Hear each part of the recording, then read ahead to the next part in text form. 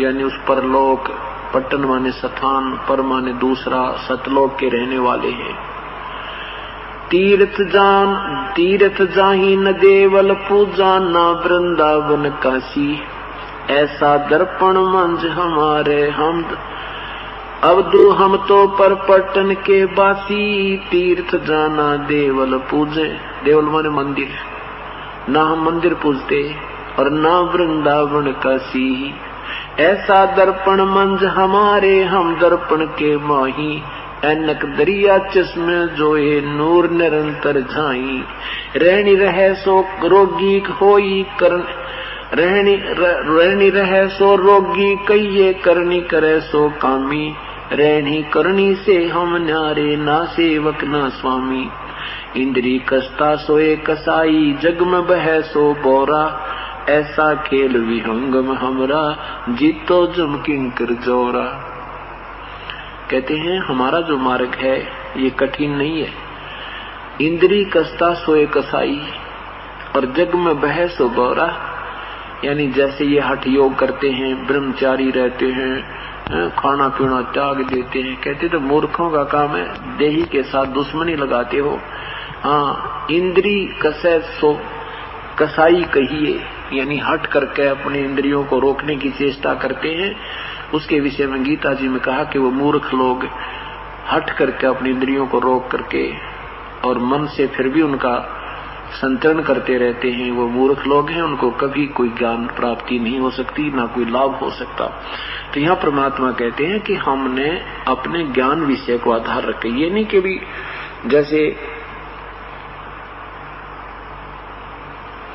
आपने शादी करवा ली, बाल बच्चे हैं, अपना परमात्मा ने जो हमें मर्यादा बताई है कि फिर अपने मन को कंट्रोल करके अपनी नेक नीति से रहिए। और दूसरा बात कहते हैं कि ठीक है, जब आपको ज्ञान हो जाएगा, आपको ये पता लग जाएगा कि ये तो असंग जन्म हो गए, हमने यही क्रियाएं करते को, और जब तक यहाँ से छुटकारा नहीं होगा तब तक बात बने को नहीं। जब हमारी आत्मा जाग जाएगी फिर हमने कोई किसी साधना की आवश्यकता नहीं पड़ेगी, अपने आप मन हट जाएगा दुराचारों से, आपको स्वप्न में भी वो बात याद नहीं आएगी, ऐसी स्थिति बन जाएगी इस जीव की।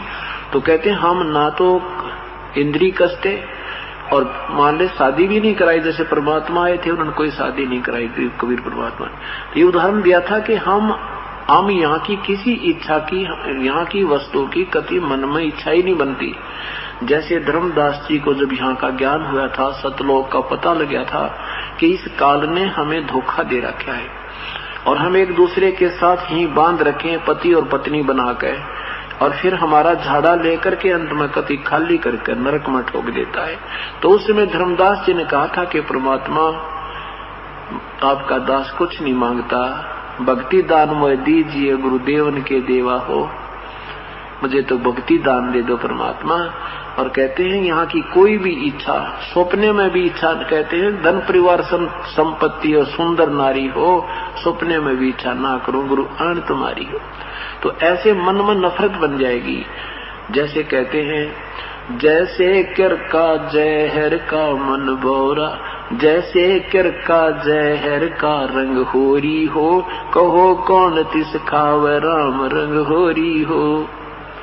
कि तुम्हें जब जिसने शादी करवा ली वो तो अपने बाल बच्चों में मर्यादावत रहते हुए दुराचार नहीं करे, और फिर आन स्त्री को ऐसा समझे जैसे जहर का किरका होता है, जहर की जरा भी कन को कोई लगाए नहींगा, जिसको पता लग गया कि वास्तव में ये जहर है, वो छुए तक का नहीं। तो इतना भय बन जाएगा, इतना सावधान हो जाएगी वो आत्मा, फिर उस पर असर नहीं होगा किसी प्रकार के विकार का। उसमें उसके अवगुणों का पहले ध्यान आ जाएगा कि ये किया, ये ऐसा नुकसान होगा, इसकी ऐसी हानि होगी। अनजान व्यक्ति गलतियां करते फिर उसका कष्ट उठाते। तो यहाँ बताते हैं कि जैसे कर का जहर का जरा से भी कोई कण भी नहीं छू सकता, जिसको पता लग गया न दूर कर देगा, एक तरफ पटक दिया, वही नहीं, इसका तो महापाप लगता है।